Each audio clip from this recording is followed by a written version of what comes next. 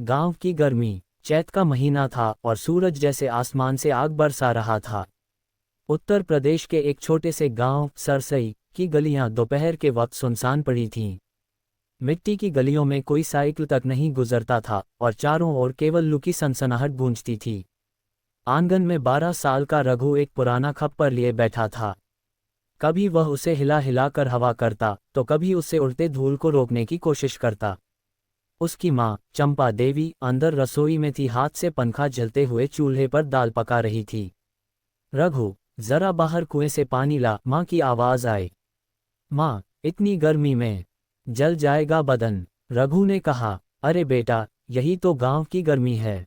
पानी की कमी, बिजली का नामो निशान नहीं और खेत सूख रहे हैं। अब भगवान ही मालिक है। रघु कुएं की ओर चल पड़ा। उसके पैरों तले जलती मिट्टी की तपिश ने उसके चप्पल तक जला दिए। कुएं पर लंबी लाइन थी। औरतें सिर पर घड़ा लिए अपने चूल्हे के लिए 2 बाल्टी पानी की उम्मीद में खड़ी थीं। गांव में गर्मी सिर्फ तापमान नहीं, एक संघर्ष बन चुकी थी। बिजली दिन भर गायब रहती और जब आती तो बस पंखा घूमता, वो भी धीरे धीरे, जैसे किसी बूढ़े की सांसें। रात को चंपा देवी, रघु और दादाजी बाहर खाट पर सोते। दादाजी, जिनकी उम्र 75 की थी, आकाश की ओर देखकर कहा करते, हमारे जमाने में गर्मी थी पर पेड़ भी थे। अब सब कट गए, तभी तो ये सूरज जलाता है। रघु स्कूल जाता था पर गर्मी में कई बार स्कूल भी बंद कर दिया जाता। मास्टर जी कहते, बिजली नहीं, पंखा नहीं, पानी नहीं, कैसे पढ़े बच्चे।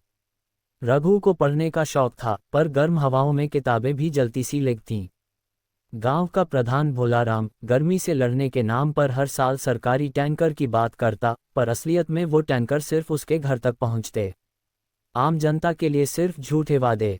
रामदीन चाचा, जो रघु के पड़ोसी थे, हर रोज कुएं के पास बैठकर कहते, इस बार भी बारिश ना हुई तो सब चौपट हो जाएगा।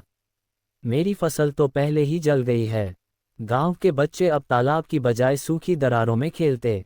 बैलों के लिए चारा नहीं था और गायें खेतों में भटकती रहीं। एक दिन रघु शाम को कुएं से पानी लाया।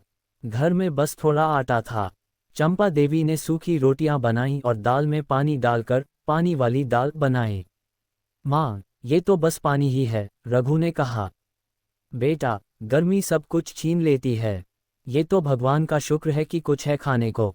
कई घरों में तो नमक रोटी भी नहीं। माँ की आंखें भर आईं। दूर खेतों में किसान अपने जले हुए खेतों को देखकर चुपचाप रोते। सरकार की मदद आती नहीं और जो आती वो प्रधान की जेब में चली जाती। मई के अंत में एक दिन रघु ने देखा कि आसमान में हल्के बादल छा गए हैं।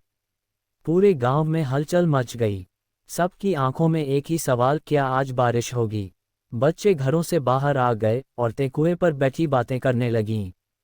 दादाजी ने कहा, अगर आज बूंदें गिर गईं तो खेत बच जाएंगे। रात हुई, बादल गरजे। रघु भागकर बाहर आया। माँ ने छाता दिया। सबने आसमान की ओर देखा पर बारिश नहीं हुई। उम्मीद टूटी पर पूरी नहीं। रघु का सपना था एक दिन वो गांव में खुद का एक बड़ा बोरवेल लगवाएगा। वो कहता, माँ, मैं बड़ा होकर इंजीनियर बनूंगा और गांव के लिए सोलर बिजली और पानी की मशीनें लगवाऊंगा। चंपा मुस्कुराई, बेटा, गर्मी तुझे रोके नहीं, तू इस तपिश में भी चमकेगा। रघु ने पढ़ाई शुरू की। वो रोज भयंकर गर्मी में स्कूल जाता, किताबों को भीगने से बचाता और देर रात तक लालटेन की रोशनी में पढ़ता। गांव के बुजुर्गों ने उसकी मेहनत देखी। मास्टर जी ने कहा, अगर एक बच्चा भी पढ़ लिख जाए तो पूरा गांव बदल सकता है। गर्मी बढ़ती गई पर रघु का हौसला ठंडा नहीं पड़ा। वो बच्चों को भी पढ़ाने लगा और छोटी उम्र में ही गांव का हीरो बन गया। प्रधान उसे देखकर जलता था। एक दिन कहा, अरे लड़के, पढ़ाई छोड़, खेतों में काम कर। पढ़ाई से पेट नहीं भरता। रघु बोला, प्रधान जी, पेट तो आपकी भ्रष्ट राजनीति से भी नहीं भरता। अब गांव बदलेगा। जून की शुरुआत में एक दिन सुबह सुबह तेज हवाएं चलीं। फिर काले काले बादल आए और फिर पहली बूंद गिरी। बच्चे चिल्ला उठे, बारिश बारिश। रघु खाट से कूद पड़ा और आंगन में नाचने लगा। चंपा ने खीर बनाई। खेतों में पानी पहुंचा, गायें नाचने लगी और बूढ़े दादाजी ने तसल्ली से कहा, अब फसल बचेगी। इस बारिश ने सिर्फ खेत नहीं, उम्मीदों को भी सींचा। 3 हफ्ते बाद रघु का हाई स्कूल रिजल्ट आया। वो जिले में टॉपर बना था। पूरा गांव इकट्ठा हुआ। मास्टर जी ने कहा, इस लड़के ने तपती गर्मी को मात दी है। ये हमारा सूरज है, जो जलाने नहीं चमकाने आया है।